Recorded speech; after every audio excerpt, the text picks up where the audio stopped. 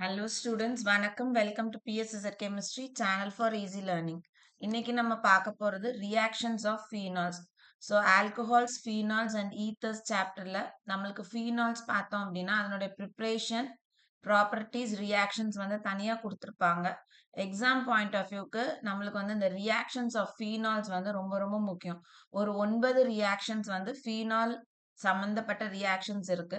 So அத நம்ம வந்து கம்ப்ளீட்டா ஒரே வீடியோல நம்ம பார்க்கலாம். ஸோ இப்போ இந்த வீடியோல நம்ம பார்க்க போறது ஃபீனால் எப்படி வந்து நம்மளுக்கு தேவையான ப்ராடக்ட்டா கன்வெர்ட் ஆகுது. என்னென்ன ரியேஜென்ட்ஸ் வந்து நம்ம யூஸ் பண்ணலாம். அதுக்கப்புறம் பார்த்தோன்னா எக்ஸாம்ல எந்த மாதிரியான கொஸ்டின்ஸ் வந்து இந்த டாபிக்ல இருந்து கேட்பாங்க அப்படின்றத தான் பார்க்க போறோம். வீடியோவ கம்ப்ளீட்டா ஃபுல்லா பாருங்க. இந்த ஒரு வீடியோ நீங்க கிளியரா பார்த்தீங்க அப்படின்னா கண்டிப்பா இந்த இடத்துல இருந்து எந்த கொஸ்டின் வந்தாலும் உங்களால அட்டென்ட் பண்ண முடியும். ஸோ இப்போ நம்ம ஃபர்ஸ்ட் பார்ட்டுக்கு போவோம். ஸோ இங்க நம்ம என்ன கொடுத்துருக்கோம் அப்படின்னா ஃபீனால் என்னென்ன ப்ராடக்டாலாம் கன்வர்ஷன் கொடுக்கலாம் அப்படின்னு. So phenol to picric acid, phenol to ortho and para nitrophenol, phenol to para bromophenol, phenol to 2,4,6 tribromophenol, phenol to acetyl salicylic acid, phenol to salicylaldehyde, phenol to salicylic acid, phenol to benzene, phenol to benzoquinol. So இதில் எது முக்கியம் அப்படின்னா எல்லாமே முக்கியம். ஏன்னா நம்மளுக்கு ஒவ்வொரு வருஷம் பார்த்தோம் அப்படின்னா ஒரு மாதிரியான கொஸ்டின்ஸ் வந்து இந்த பார்ட்ல இருந்து வரும்.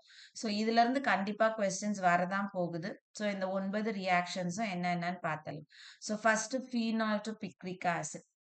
இப்போ நம்மளுக்கு வந்து இந்த இடத்துல இந்த ஃபீனால் டு பிக்ரிக் ஆசிட் எப்படியெல்லாம் கேட்பாங்க அப்படின்னா how will you prepare picric acid from phenol கேட்கலாம், அல்லது convert phenol to picric acid கேட்கலாம், அல்லது வந்து what is the reagent used during the conversion of phenol to picric acid. So உங்களுக்கு questions வந்து நான் 1-2 மட்டும் எக்ஸாம்பிள் காமிக்கிறேன், மீதி எல்லாம் அதே மாதிரி தான் இருக்க போகுது. கொஸ்டின் வந்து convert phenol to picric acid. So picric acid க்கு இன்னொரு பேர் இருக்கு 2,4,6 trinitrophenol.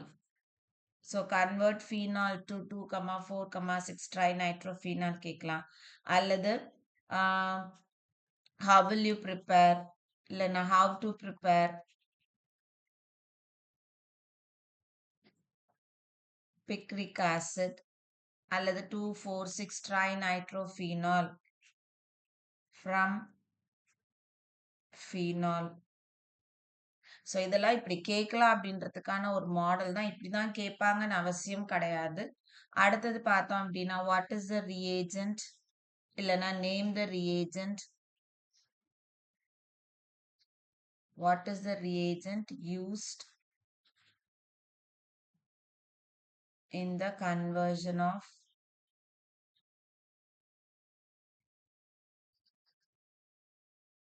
phenol to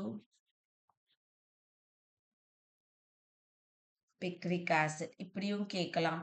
அல்லது வந்து ஃபீனால் கொடுத்துட்டு ஆரோ கொடுத்து ரியேஜன் கொடுத்துட்டு அதை வந்து கம்ப்ளீட் பண்ண சொல்லி கேட்கலாம். ஸோ இந்த மாதிரி நம்மளுக்கு ஒரே ரியாக்ஷன்னா டிஃப்ரெண்ட் ஃபார்ம்ஸ்ல நம்மளுக்கு கேட்பாங்க. ஸோ இப்போ நம்ம பார்க்கலாம் எப்படி வந்து ஃபீனால பிக்ரிக் ஆசிடா கன்வெர்ட் பண்றது அப்படின்னு. ஸோ இங்க நம்ம யூஸ் பண்ற ரியேஜன் நம்மளுக்கு தெளிவா தெரியணும். ரியேஜென்ட் வந்து concentrated HNO3. So phenol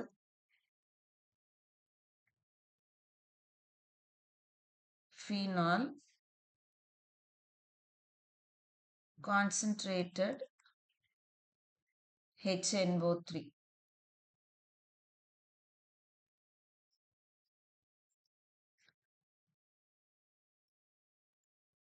OH NO2 NO2. So இதுதான் வந்து picric acid.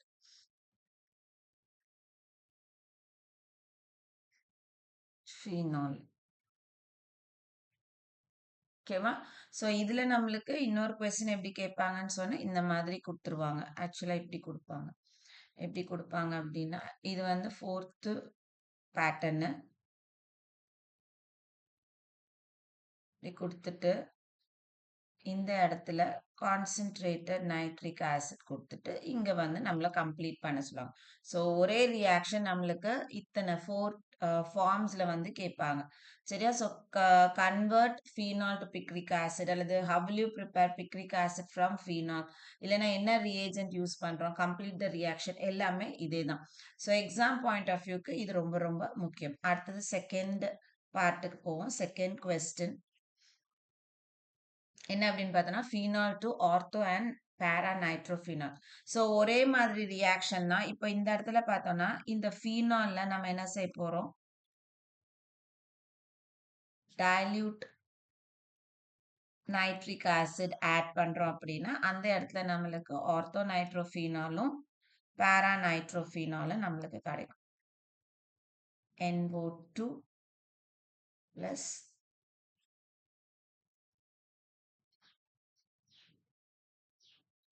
NO2.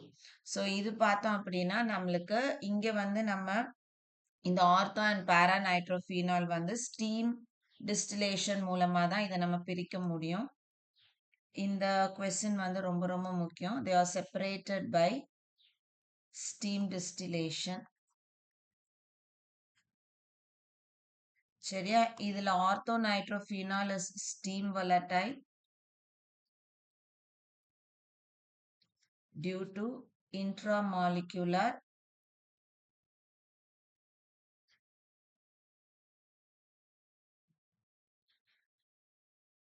hydrogen bonding. This is less volatile due to intermolecular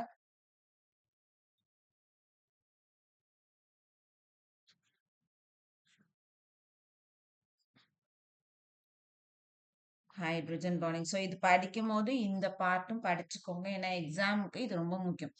அப்போ ஃபீனால்ல வந்து நம்ம கான்சென்ட்ரேட்டட் நைட்ரிக் ஆசிட் போட்டோம்னா பிக்ரிக் ஆசிடும், டைல்யூட் நைட்ரிக் ஆசிட் போட்டோம்னா ஆர்த்தோ பேரா நைட்ரோ ஃபீனால் நமக்கு கிடைக்கும். மூணாவதுக்கு வரும். ஸோ மூணாவது நம்ம என்ன கொடுத்துருக்கோம், பேரா புரோமோஃபீனால். ஸோ பேரா புரோமோஃபீனாலும் இந்த 2,4,6 ட்ரை புரோமோஃபீனாலும் நம்ம ஒரே மாதிரி படிச்சிடலாம்.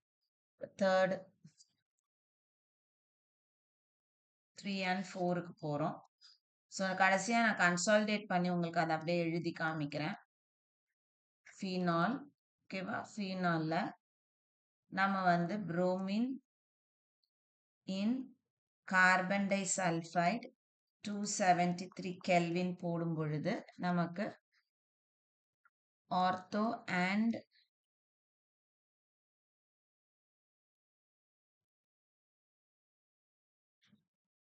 பேரா புரோமோஃபீனால் கிடைக்கும். OHBr. ஸோ இது ஆர்த்தோ புரோமோஃபீனால், இது பேரா புரோமோஃபீனால். ஸோ இது ரெண்டுத்துல பார்த்தோம் அப்படின்னா கண்டிப்பா நம்ம மேஜர் ப்ராடக்ட் காமிக்கணும். சில சமயம் எக்ஸாம்ல எப்படி கேட்பாங்க, what is the major product formed when bromine in CS2 reacts with phenol அப்படின்னு கேட்பாங்க. ஸோ ஸ்பெசிஃபிக்கா மேஜர் ப்ராடக்ட் அப்படின்னு கேட்டாங்கன்னா நம்ம இந்த ப்ராடக்டை கண்டிப்பா வந்து எழுதி காமிக்கணும். நீங்க இதை எழுதாம வெறும் ஆர்த்தோ ப்ராடக்ட் கொடுத்தீங்கன்னா மார்க் கொடுக்க மாட்டாங்க. சரியா? ஸோ அப்போ இது வந்து ஆர்த்தோ, இது ஆர்த்தோ புரோமோஃபீனால், இது பேரா புரோமோஃபீனால். இதே ஃபீனால்ல நம்ம புரோமின் இன் வாட்டர், சில சமயம் புரோமின் ஆக்வஸ் இப்படியும் கொடுப்பாங்க. ரெண்டும் ஒண்ணுதான். சரியா? புரோமின் வாட்டர் போட்டோம் அப்படின்னா நமக்கு இந்த இடத்துல வரக்கூடிய ப்ராடக்ட் OH, ஆர்த்தோ பேரா பொசிஷன்ல Br சப்ஸ்டியூட் ஆகும். இப்போ இது வந்து 2, 4, 6 ட்ரைப்ரோமோ ஃபீனால். ஸோ இங்க பார்த்தோம்னா ஃபீனால் தான். புரோமின் இன் CS2 அப்படின்னா ஆர்த்தோ அண்ட் பேரா ப்ராடக்ட் நமக்கு கிடைக்குது. புரோமின் இன் வாட்டர் அப்படின்னா நமக்கு ஒரே ஒரு ப்ராடக்ட் தான் 2,4,6 ட்ரைப்ரோமோ ஃபீனால். ஸோ இந்த கொஸ்டின் முடிஞ்சிச்சு. அடுத்தது பார்த்தோம் அப்படின்னா அப்போ நம்மளுக்கு வந்து இது முடிஞ்சிருச்சு, இது முடிஞ்சிருச்சு. ஸோ இது ரெண்டும் பார்த்தோம் அப்படின்னா நைட்ரிக் ஆசிட், இதுவும் பார்த்தோம்னா புரோமின். அடுத்தது அசிடைல் சாலிசிலிக் ஆசிட் பார்க்கலாம். So acetyl salicylic acid, salicylaldehyde, salicylic acid மூணுமே ஒரே டைம்ல பார்த்துருவோம் நம்ம. ஸோ 3, 4 முடிஞ்சிருச்சு. அடுத்தது 5, 6, 7 பார்க்கலாம். ஃபர்ஸ்ட் 5க்கு போலாம். இப்போ நமக்கு கொஸ்டின் வந்து ஃபீனால் 2, ஓகேவா? Phenol 2 சாலிசால்டிஹைட்.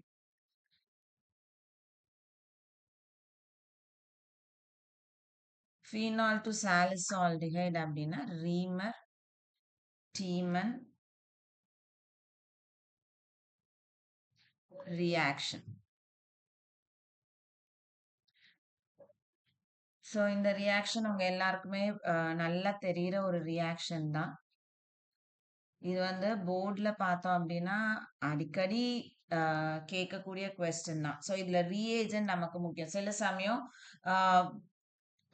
What is a product formed when phenol reacts with அந்த ரீஏஜென்ட்டை கொடுத்துருவாங்க. ஸ்டேட்மெண்ட்டாவே கொடுத்துருக்காங்க ஒரு தடவை. ஸோ இங்க பார்த்தோம் அப்படின்னா CHCl3 plus aqueous NaOH. So இந்த ரீஏஜென்ட் ரொம்ப முக்கியம். CHCl3 aqueous NaOH போட்ட உடனே நமக்கு இந்த இடத்துல என்ன ஃபார்ம் ஆகும்? இங்க ONA. So O minus Na plus CHCl2. So இது வந்து ஒரு இன்டர்மீடியேட். இதுல நம்ம NaOH போடுறோம். போட்டதும் நமக்கு இந்த இடத்துல O minus Na plus அப்படியே இருக்கும். இங்க வந்து ஆல்டிஹைடு குரூப் வரும். இதுல H plus போடுறோம் அப்படின்னா இங்க நம்மளுக்கு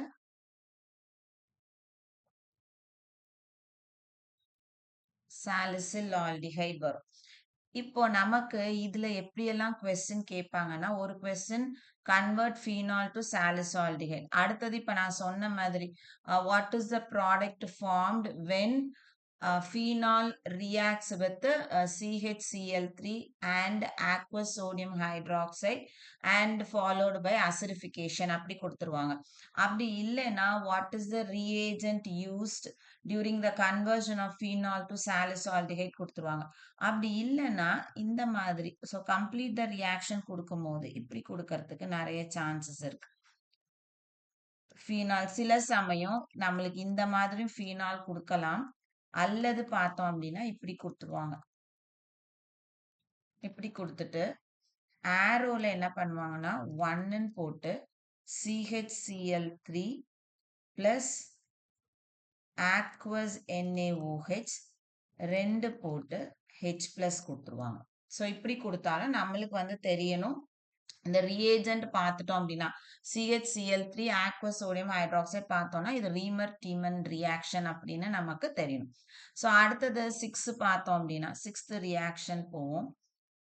6 பார்க்கும்போது நம்ம வந்து ஃபீனால் டு சாலிசிலிக் ஆசிட்.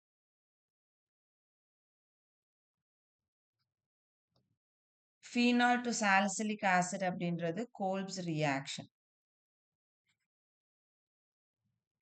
சரியா? ஸோ இங்க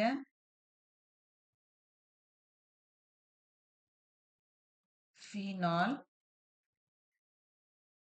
இங்க பார்த்தோம் அப்படின்னா NaOH sodium hydroxide.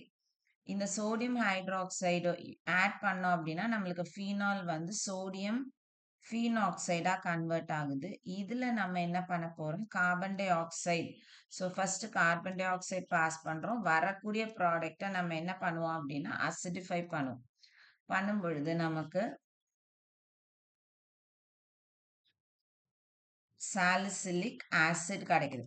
So salicylic acid அப்படின்றத நம்ம எப்படி எழுதலாம் அப்படின்னா 2-ஹைட்ராக்சி பென்சோயிக் ஆசிட். ஸோ இங்க வரும்போது இந்த இடத்துல நம்ம சாலிசால்டிஹைடு ஒருவேளை சாலிசால்டிஹைடு கொடுக்கல அப்படின்னா நம்மளுக்கு பேர் தெரியணும் இல்லையா? இது 2-ஹைட்ராக்சி பென்சால்டிஹைடு. ரெண்டு பேருமே தெரிஞ்சு வச்சுக்கோங்க. ஸோ அப்போ எக்ஸாம்ல கேட்கும்போது ஈஸியா இருக்கும். சரியா? 2-ஹைட்ராக்சி பென்சால்டிஹைடு அப்படின்னா நமக்கு வந்து சாலிசால்டிஹைடு. இந்த பக்கம் 2 ஹைட்ராக்சி பென்சோயிக் ஆசிட் அப்படின்னா சாலிசிலிக் ஆசிட். இப்போ இதுல நம்மளுக்கு எப்படி கொஸ்டின் கேட்பாங்க அப்படின்னா, இப்ப மேல சொன்ன மாதிரி தான் convert phenol to salicylic acid, அல்லது ஸ்ட்ரெயிட்டாவே write the equations involve in Kolbe's reaction அப்படின்னு கேட்கலாம். அப்படி இல்லைன்னா என்ன பண்ணுவாங்க அப்படின்னா ரியேஜன்ஸ் கொடுத்துருவாங்க. ஸோ ரியேஜன்ட் கொடுக்கும்போது எப்படி கொடுப்பாங்க?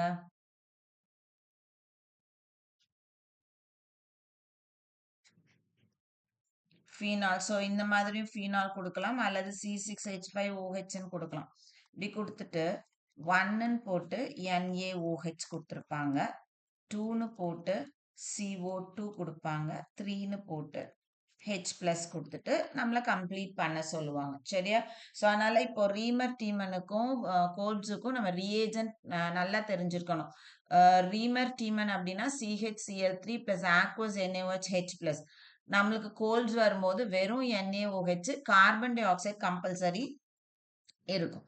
சரியா? இப்போ இன்னொரு ரியாக்ஷன். ஸோ 7th வந்து நம்ம பார்க்கணும். 7th வந்து என்ன கொடுத்துருப்பாங்க அப்படின்னா convert phenol to acetyl salicylic acid.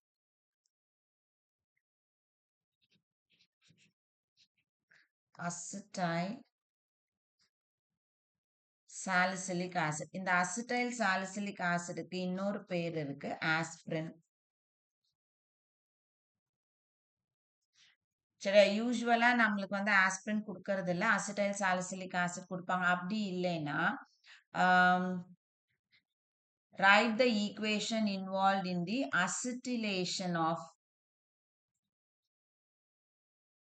salicylic acid. So salicylic acid நம்ம அசிட்டிலேஷன் பண்ணும் பொழுது நம்மளுக்கு கிடைக்கக்கூடிய ப்ராடக்ட் என்ன அப்படின்னு நம்மளுக்கு கொடுப்பாங்க. சரியா? ஸோ இங்க பார்த்தோம் அப்படின்னா நம்மளுக்கு ஃபர்ஸ்ட் கொடுத்துருக்கிறது டைரக்டா ஃபீனால அசிட்டைல் சாலிசிலிக் ஆசிடா எப்படி கன்வெர்ட் பண்றது. ரெண்டாவது பார்த்தோம்னா சாலிசிலிக் ஆசிடா அசிட்டிலேஷன் பண்ணும் பொழுது நம்மளுக்கு என்ன ப்ராடக்ட் கிடைக்கும்.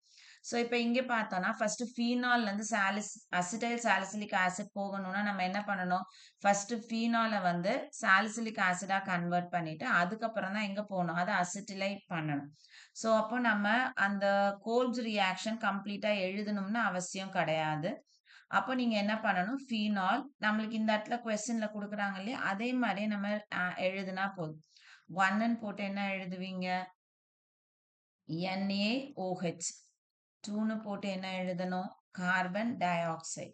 3ன்னு போட்டு என்ன எழுதணும்? H பிளஸ் எழுதிட்டு இந்த இடத்துல நம்ம என்ன எழுதுனா போறோம் அப்படின்னா சாலிசிலிக் ஆசிட் காமிச்சா போதும். OH COOH. இது salicylic acid.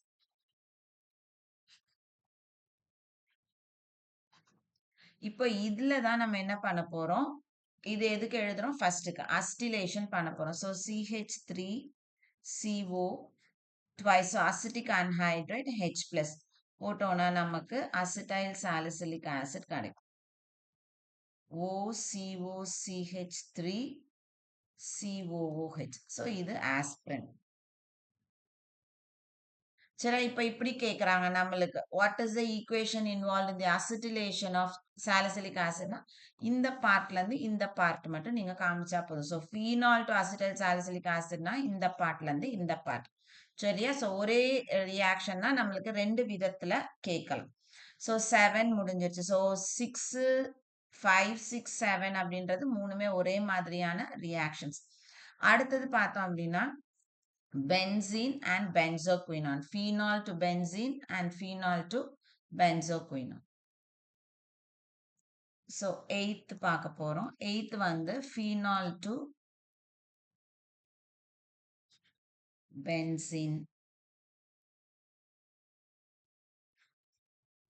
So phenol to benzene ரொம்ப ஈஸி ரியாக்ஷன். phenol இதுல நம்ம ஜிங்க் டஸ்ட் போட்டு நம்ம இதை ஹீட் பண்ணணும் அப்படின்னா என்ன ஆகும்? இந்த இசடனும் இந்த ஆக்சிஜனும் ZnOவா போயிடும், நமக்கு பென்சீன் கிடைக்கும். Benzene plus ZnO. சில சமயம் நம்மளுக்கு எப்படி கொடுப்பாங்க அப்படின்னா இப்படி கொடுத்துருவாங்க, C6H5OH. சரி, அல்லது ஃபீனால்னே கொடுத்துருவாங்க ஸ்டேட்மெண்ட். அப்படி ஃபீனால்னு கொடுத்துட்டு இதுல என்ன பண்ணுவாங்க? ZnH ஹீட் போட்டு A குடுப்பாங்க. அப்புறம் இதுல என்ன பண்ணுவாங்க அப்படின்னா, concentrated nitric acid, concentrated sulphuric acid. So nitration குடுக்குறாங்க.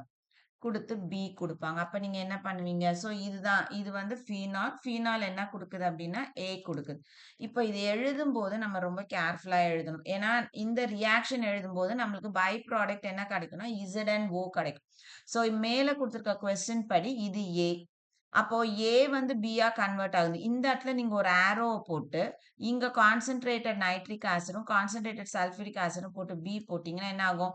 இதுவும் சேர்ந்து ரியாக்ட் பண்ற மாதிரி இருக்கும். ஸோ அப்போ இந்த மாதிரி ஒரு கொஸ்டின் உங்களுக்கு குடுக்குறாங்க.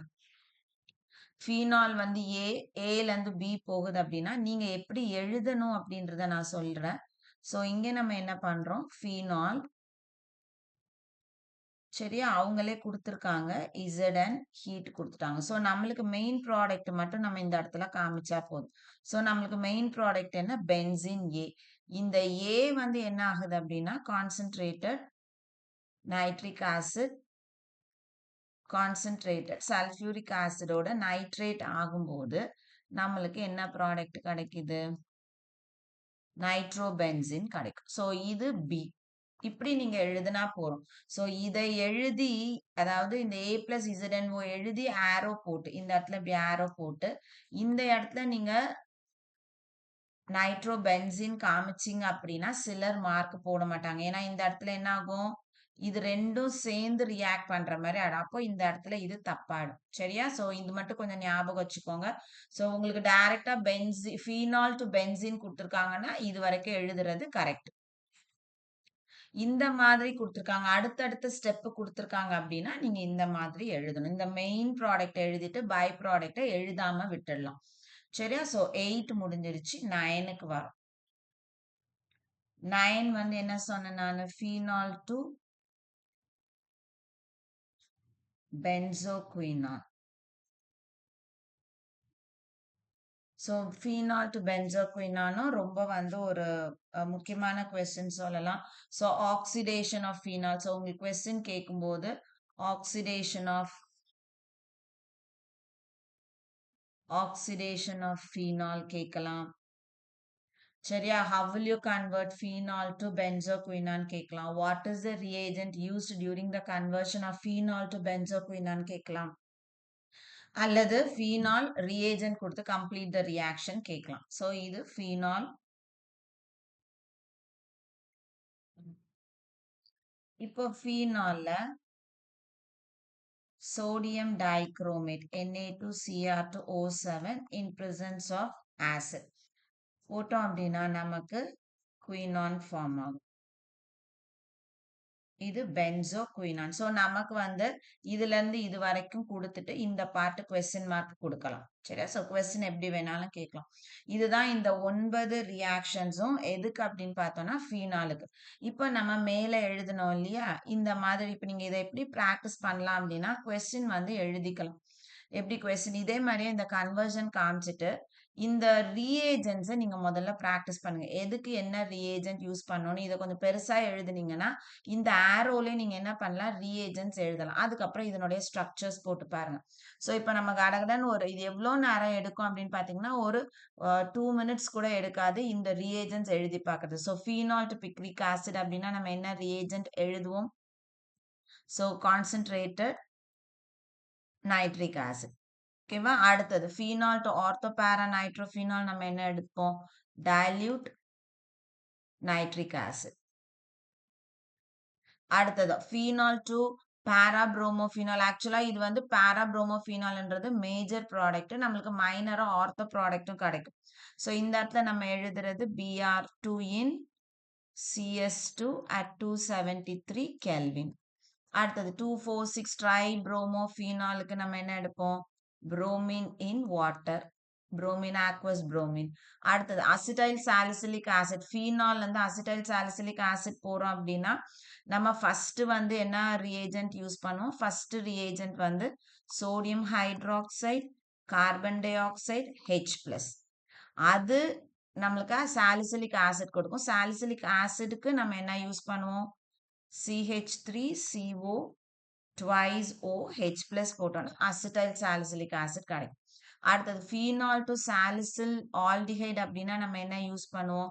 ஸோ நம்ம இந்த இடத்துல CHCl3 பிளஸ் aqueous NaOH போடுவோம். அதுக்கப்புறம் என்ன பண்ணுவோம்? அதை அசிடிஃபை பண்ணுவோம் H பிளஸ். அடுத்தது ஃபீனால் டு சாலிசிலிக் ஆசிட் இங்க நம்ம எழுதியிருக்கிறது தான். சோடியம் ஹைட்ராக்சைடு, அதுக்கப்புறம் carbon di oxide H plus. ஓகேவா? அடுத்தது ஃபீனால் டு பென்சீன் என்ன பண்ணுவோம்? ஜிங்க் டஸ்ட் போட்டு ஹீட் பண்றோம். அடுத்தது ஃபீனால் டு பென்சோகுயினான் என்ன பண்ணுவோம்? பொட்டாசியம் சோடியம் டைக்ரோமேட், பொட்டாசியம் டைக்ரோமேட்டும் நீங்க யூஸ் பண்ணலாம். Na2Cr2O7. ஸோ H பிளஸ்ன்னு எழுதலாம் அல்லது H2SO4ன்னும் எழுதலாம். சரி, ஸோ ரொம்ப சிம்பிள். இந்த இந்த கொஸ்டின் பேட்டர்னை நீங்க எழுதி வச்சுட்டு நீங்க இதுல ரியேஜன்ஸ் எழுதலாம் அல்லது நீங்க அந்த ப்ராடக்டினுடைய ஃபார்முலாஸ் எழுதலாம். எழுதுனீங்க அப்படின்னா ஒரு 10 மினிட்ஸ்ல வந்து நீங்க இந்த ஃபீனால்ஸ் ரியாக்ஷன்ஸ் வந்து தரவாயிடும். ஸோ எக்ஸாம் பாயிண்ட் ஆஃப் வியூக்கு இது வந்து ரொம்ப ரொம்ப ஒரு முக்கியமான பார்ட் இந்த ஆல்கஹால்ஸ், ஃபீனால்ஸ் அண்ட் ஈத்தர்ஸ்ல. ஸோ இந்த வீடியோ கண்டிப்பா உங்களுக்கு ரொம்ப யூஸ்ஃபுல்லான வீடியோவா இருந்திருக்கும்னு நினைக்கிறேன். வீடியோ பிடிச்சிருக்கு அப்படின்னா லைக் பண்ணுங்க, கமெண்ட் பண்ணுங்க, ஷேர் பண்ணுங்க. மறக்காம சேனலை சப்ஸ்கிரைப் பண்ணுங்க. இதே மாதிரி இன்னொரு ஒரு முக்கியமான டாபிக்கோட நெக்ஸ்ட் வீடியோல உங்களை பார்க்குறேன். தேங்க்யூ.